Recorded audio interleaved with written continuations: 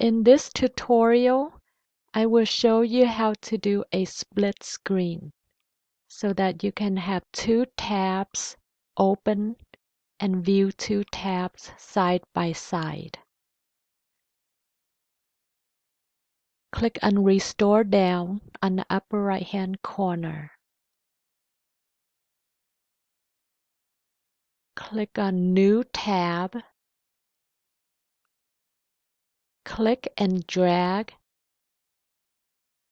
and move it to the right. You can resize this tab. You click and drag. And you can do the same with this tab. Click and drag. You can click and drag the bottom corner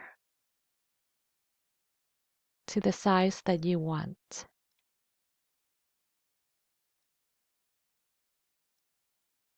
And there it is.